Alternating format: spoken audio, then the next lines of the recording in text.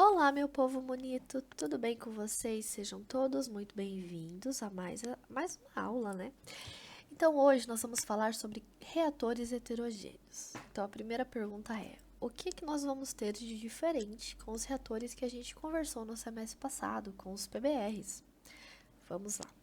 Lá no PBR, a gente considerava um sistema bem ideal. O nosso sistema, o nosso catalisador, ele não tinha poros e ele não era regido também por transferências de massa, certo? Então, agora, nós vamos levar isso para um modo mais real. Então, a gente vai levar em conta quem? A presença de poros e transferências de massa, certo? Quais os objetivos? Então, os objetivos são desenvolver modelos que levem em consideração todas as etapas de uma reação catalítica heterogênea. Então, vamos lá. P3, a gente considerava o quê? Que o nosso catalisador ele era redondinho, maravilhoso e não tinha poros. Então, a reação acontecia na sua superfície. E no finalzinho da P3, a gente estudou os fenômenos de adsorção, desorção e reação na superfície. E a gente via quem era a etapa limitante, perfeito? Então, a reação acontecia, né? Adsorvia o A na superfície. Esse A reagia, então reação na superfície, e depois ele dissolvia em forma de produtos. Então, agora, levando para um sistema mais real, a gente vai considerar que existem poros. Então, além de haverem poros, a gente também precisa levar em conta quem? Fenômenos de transferência de massa. Então, para o meu A se transformar em produtos, eu vou ter quem? O meu A difundindo por transferência de massa externa, o meu A difundindo por transferência de massa interna, aí esse sistema se parece com o que a gente vai trabalhar. Ou seja, o meu A adsorve, reage na superfície, certo? E daí ele vai dessorver o meu produto, que agora é P. O meu P vai difundir internamente e depois o meu P vai difundir externamente. Então, agora, meus caros, a gente vai ter 7 etapas. Transferência de massa externa, tanto de A como B, ou seja, né, na fase fluida. Aqui é como se fosse dentro do poro do meu catalisador. Então, eu tenho transferência de massa interna. E no fundinho do meu poro, eu vou ter quem? Ele vai adsorver, reagir e dessorver. Então, agora a gente tem 7 etapas. Então, a ideia aqui é o seguinte, é a gente conseguir mensurar qual é a etapa limitante. Se a etapa limitante for a difusão externa, se a etapa limitante é a difusão interna, se ela for a dissorção, desorção ou reação na superfície. Como vamos determinar isso? Nós vamos determinar isso através dos números adimensionais. Quer dizer, não é adimensionais não, né? Através de alguns fatores que são, nem todos são adimensionais. Através do módulo de Thiele, fator de efetividade interno e coeficiente global. Então, por meio desses 3 parâmetros, nós vamos conseguir, né, mensurar qual destes fenômenos, transferência de massa externo, interno, adsorção, desorção ou reação na superfície, são etapa limitante. Amigos, eu sempre quero que a reação na superfície seja etapa limitante, sempre. Se não for ela, eu preciso modificar o meu sistema para que seja reação na superfície. Por quê? Pensa comigo, se o A ou se o B demorar muito tempo para chegar lá dentro do poro do meu catalisador, eu vou estar perdendo tempo, certo? Eu vou estar perdendo tempo. Então, eu preciso modificar tanto o meu catalisador como o meu sistema para que a minha reação na superfície seja a etapa limitante do meu processo. Perfeito? Então, primeira coisa que a gente vai falar, nós vamos falar da difusividade efetiva.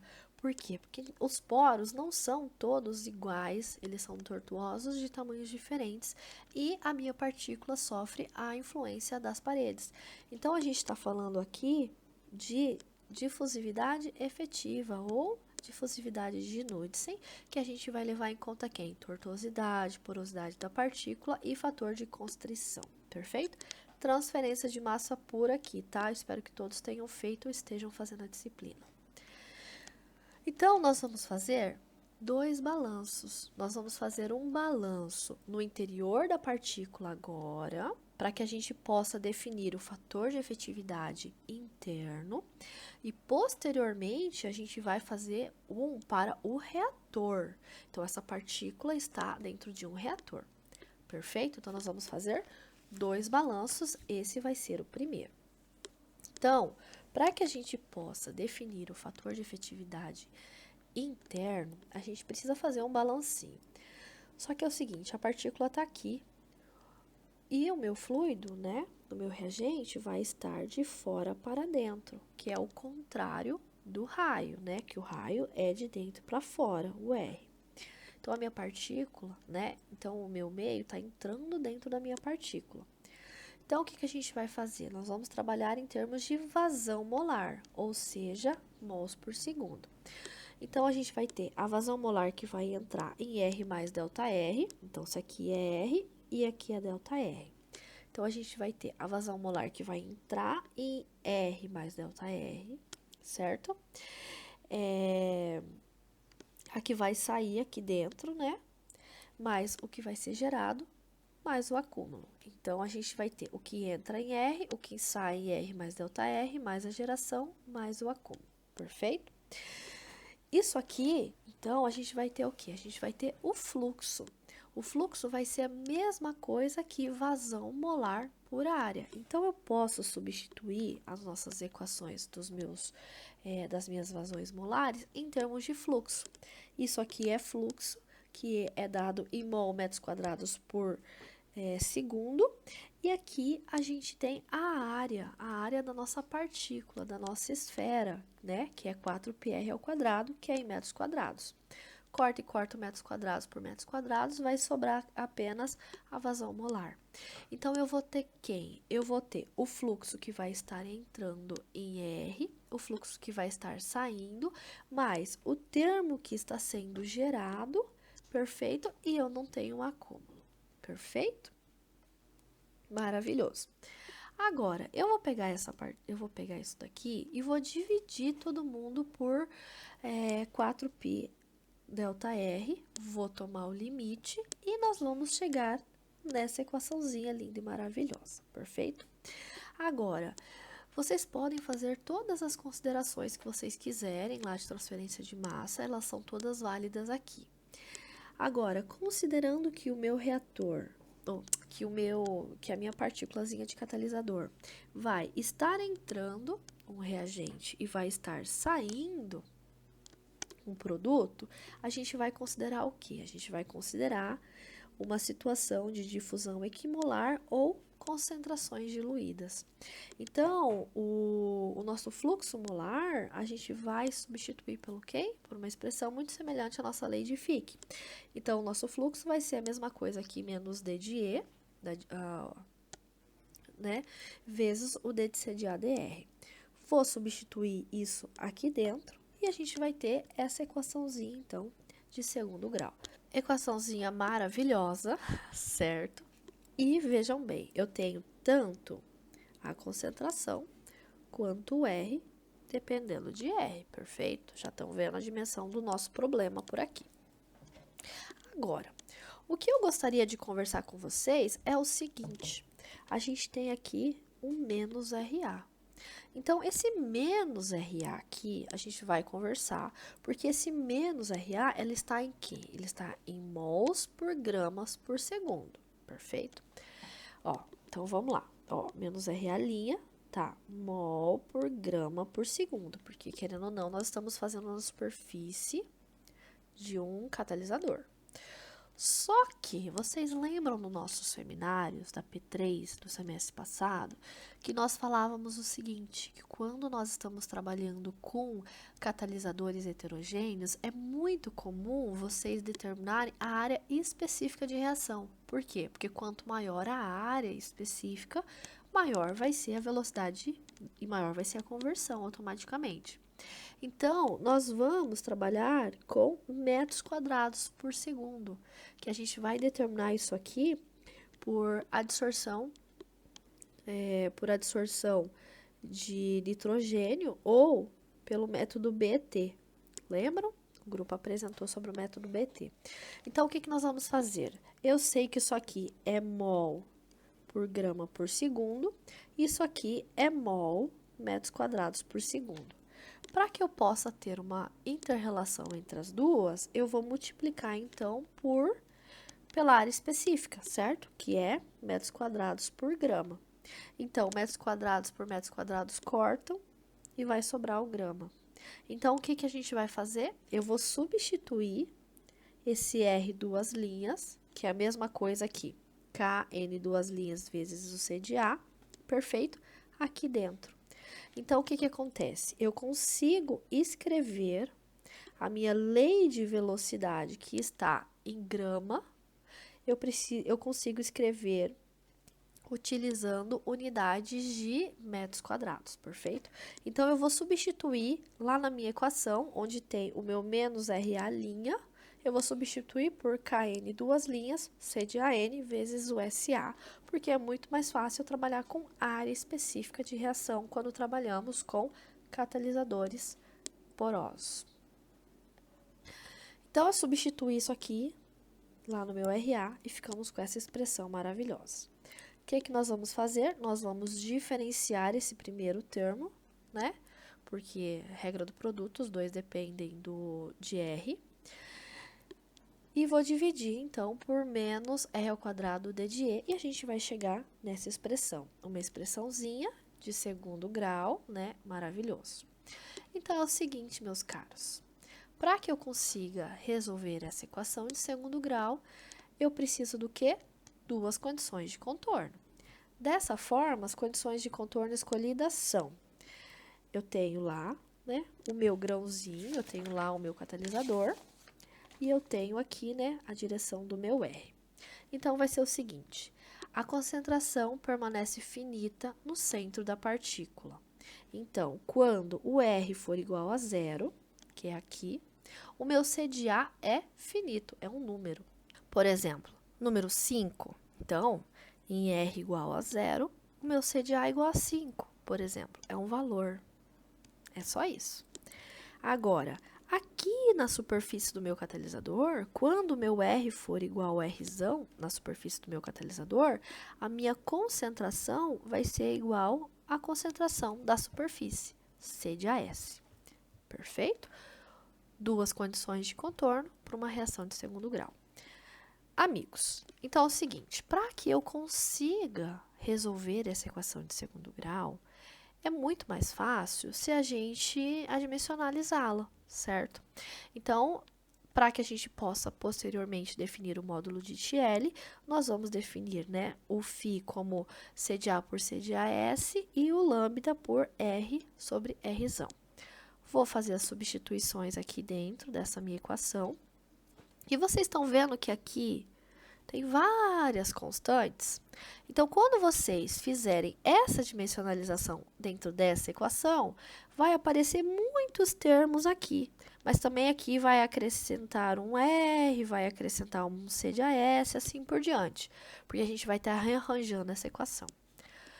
Todo mundo, tudo que for constante, que multiplicar o C de A elevado a N aqui, a gente vai juntá-lo. Tá vendo? Todo mundo. E a gente vai juntar aqui em cima. Todo mundo que a gente juntar aqui em cima, a gente vai chamar de módulo de TL. Perfeito? Entenderam? É daí que vem o módulo de TL. Então, o módulo de TL nada mais é do que todas as constantes que vão aparecer aqui, que multiplicam o C de AN, certo? Quando vocês forem realizar a adimensionalização. Agora, esse módulo de TL, ele vai ser quem? Ele vai ser uma relação entre velocidade de reação e difusão interna. Então, aqui nós temos todos os parâmetros constantes, certo? Ele vai ser, né, um valorzinho constante para aquela reação. Ele vai ser uma relação entre velocidade de reação. Por que velocidade de reação? Porque aqui a gente tem o K. Sobre difusão interna. Por quê? Porque nós temos o D de E de difusão interna. Então, meus caros, é o seguinte, se o módulo de TL, ele for um número muito elevado, tipo, na faixa de uns 20, significa que a velocidade é maior do que a difusão nesse meu sistema. Então, a difusão, ela é muito pequena, ela acontece muito lentamente. Então, a difusão, ela vai ser a etapa limitante do meu sistema. Eu quero isso na indústria? Não, eu não quero isso na indústria. Eu não quero que o meu reagente demore muito para entrar dentro do meu poro, demore muito para sair e assim por diante. Agora, em contrapartida, quando o TL for um número muito pequeno, significa que a minha velocidade é menor do que a minha difusão. Ou seja, a velocidade, ela é minha etapa lenta. Ela acontece mais lentamente, ou seja, o meu reagente rapidamente ele entra no poro, sai o meu produto, entra no poro, sai o meu produto e a minha reação na superfície que controla. E é isso que eu quero. Reação na superfície como etapa limitante. É isso que eu quero na indústria. Perfeito? E se a gente for ver aqui, pela definição do módulo de TL, eu quero então que o meu TL seja o menor possível. Para que ele seja o menor possível, eu preciso mexer nessas minhas propriedades. E a propriedade mais utilizada na indústria para driblar a transferência de massa externa, interna que acontece no meu sistema é mexendo no raio da minha partícula. Ou seja, eles trabalham com o catalisador o mais fino, o menor possível, com o menor raio. Quanto menor o raio, menor o módulo de TL, menores serão as limitações de transferência de massa externa e interna. Perfeito, né? Agora, só para exemplificar, vamos pegar essa equação aqui, certo? Vamos trabalhar com uma ordem igual a 1, por uma reação de primeira ordem. Então, se ele é de primeira ordem, menos RA igual a K de A elevado a 1. Aqui vai ser TL igual a 1, perfeito. Vocês vão aplicar as duas condições de contorno e faz as integrações, acha as constantes e assim por diante. Eu vou deixar como material complementar a resolução disso daqui. Quem quiser pode estar acessando, tá? E a solução é essa equação aqui. E é uma equação, é muito interessante, porque vamos conversar sobre ela. A gente está falando sobre o TL, perfeito? Então, aqui esse gráfico é uma solução desse equacionamento. Se a gente está falando de um TL pequeno, de um TL baixo, que é isso aqui que está acontecendo, significa que a minha difusão ela acontece muito rapidamente, muito elevada. Então, a reação na superfície é a etapa controladora, que é o que eu quero, certo? Se a minha difusão ela for tão elevada, né, ela for tão rápida, essa minha partícula que está entrando no meu poro, ela entra muito rapidamente. Se ela entrar muito rapidamente, eu tenho um pequeno gradiente, certo? De concentração. Então, essa queda, né? O meu CDA sobre CDAS, ele é pouco pronunciado.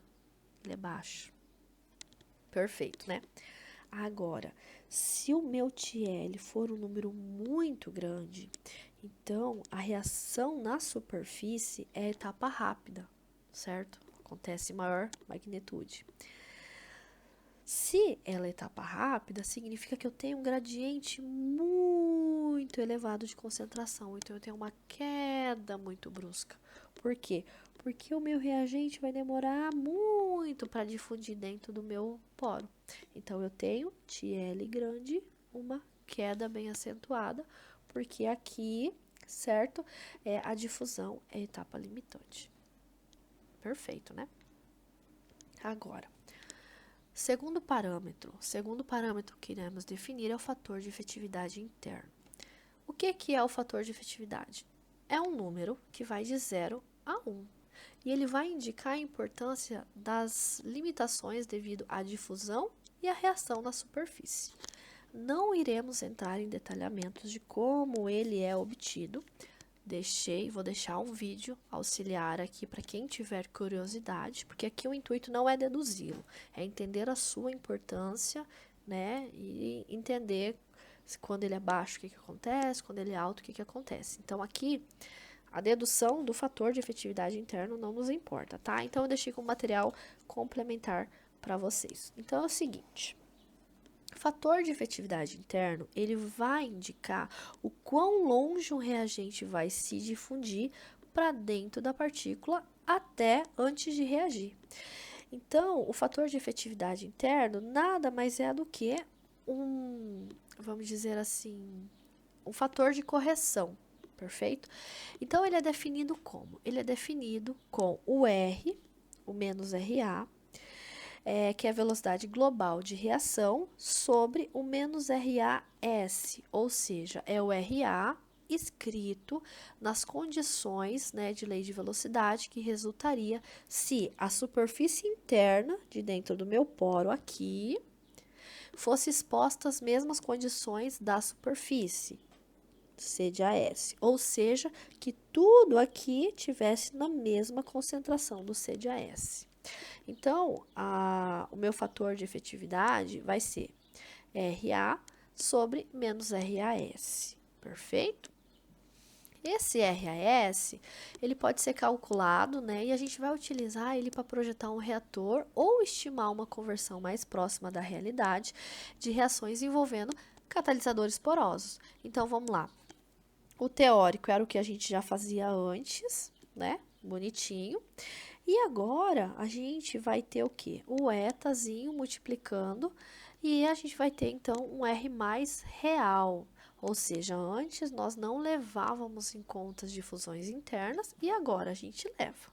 Perfeito?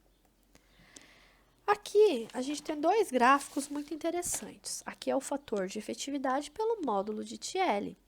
Aqui nós temos, né, o módulo de TL para a ordem 0, primeira e segunda ordem, né? Todos eles decrescentes.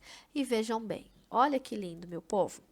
Quando o módulo de TL for igual a 0, o fator de efetividade é igual a 1, ou seja, ele é máximo. Quando o módulo de TL for um número alto, elevado, grande, o fator de efetividade é um número próximo de 0. Então, eles são inversamente proporcionais, perfeito? Agora, vejam comigo esse gráficozinho maravilhoso que temos aqui na lateral, né? A gente tem, quando o nosso TL que a gente estava conversando antes, for um número baixo, olha só, a reação na superfície, né, limita o sistema. Agora, quanto maior o valor do meu TL, maior vai ser quem? A difusão interna, ou seja, quanto maior o meu TL, menor vai ser o meu fator de efetividade interno e maior vai ser a minha limitação de difusão interna. Então, qual que eu quero? O que eu quero na minha indústria? Eu quero aqui, esse sistema. Ou seja, o que eu quero? Eu quero baixos valores de TL, altos valores de efetividade, que daí a superfície controla o meu sistema, perfeito? É isso que eu quero. Agora, esse fator de efetividade interno, se ele for para uma reação de primeira ordem e para um TL grande, vocês podem aproximar como isso aqui. Fator de efetividade interno é igual a 3 dividido pelo módulo de TL, ou levando em conta, né, a difusividade efetiva e o valor do K, que é o K da lei de velocidade, perfeito? Se for uma reação de ordem N, então vocês podem aplicar essa equaçãozinha aqui, um pouquinho maior, tá? Mas ele vai levar em conta quem? O módulo de TL, perfeito? Agora, por fim, o terceiro e último parâmetro que a gente quer conversar é sobre o fator de efetividade global. Então, o fator de efetividade global, o que ele vai fazer? O fator de efetividade global, ele vai levar em conta fenômenos agora de transferência de massa externa. Vocês perceberam? O fator de efetividade interno global, o interno, antes, levava em conta quem? Fenômenos de transferência de massa interno, difusão interna. Agora, a global, ela vai levar em conta tudo. Ela vai levar em conta quem? A difusão que acontece dentro da minha partícula, como também a convecção. Perfeito? Então, nós vamos ter, né, a nossa difusão acontecendo também. A difusão e a convecção acontecendo também. Então, da mesma maneira que antes, no interno, a gente tinha o menos RA sobre o RAS, agora eu estou falando o RA escrito nas condições de fluido, na fase fluida. Então, vai ser o RA escrito em termos de AB. Então, antes, a gente tinha o poro aqui, e a gente falava que aqui onde acontecia a reação estava na mesma concentração do C de AS. Agora não, agora ele vai estar na concentração da fase fluida do C de AB. Ou seja, aqui dentro eu vou escrever um RA, só que eu vou utilizar a concentração de quem? Da fase fluida, C de AB. A dedução do fator de efetividade global também vai estar indicado como material auxiliar para quem quiser verificar como que vocês chegam nessa equação, perfeito? Então, a gente vai escrever os dois RAs, né? Os dois RAs, fazer as considerações de cada um deles. Então, o que a gente vai considerar? A gente vai considerar agora que o transporte de reagentes do interior da fase fluida para a superfície externa do catalisador por convecção, né? O que vem por convecção aqui vai ser a mesma coisa do que aquilo que é consumido por aquilo que entra por difusão e a reação na superfície, perfeito?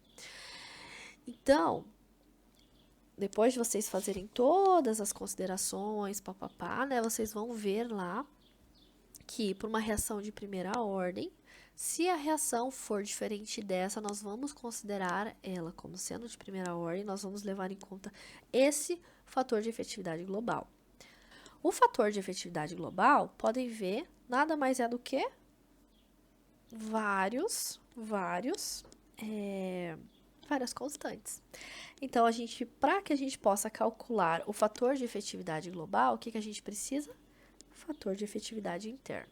Para que a gente calcule o fator de efetividade interno, o que a gente precisa? Do TL. Então, todos os exercícios que vocês forem fazer, vocês precisam obrigatoriamente calcula TL, fator de efetividade interno, depois fator de efetividade global. Fator de efetividade global, então, nada mais será do que um fator de correção. Então, ele está falando que o real vai ser corrigido através do ômega, fator de efetividade global, pelo ideal, perfeito? Esse AB era o que a gente fazia até agora, era aquilo que a gente conseguia lá em cinética, por exemplo. Lá a gente chamava de RA duas linhas, mas nada mais é do que se todo mundo estivesse na fase fluida, perfeito? É como se a gente não levasse em conta fenômenos de transferência de massa. Então, esse R de AB é o ideal, sem transferência de massa, o ômega vai ser uma correção e o nosso real vai ser a multiplicação das duas, entenderam? Então, tudo que a gente aprendeu lá na P3, do RA, duas linhas AB, é isso daqui, e daí a gente vai multiplicar agora pelo ômega, que vai ser dado por essa equação aqui, ou seja, aplicação de fórmula, perfeito? E daí a gente corrige e a gente vai ter o RA real, perfeito? Aqui, esse daqui é muito importante. Para que a gente possa saber quem está controlando o meu sistema, para que eu possa ter mais certeza, eu não vou fazer apenas pelo módulo de TL. Eu vou fazer também através de alguns critérios, através de alguns modelos. Esse critério desse camarada aqui é para a gente determinar se a nossa reação ou se a minha difusão interna é quem controla o sistema. Nada mais é do que pega efetividade global, multiplica pelo módulo de TL.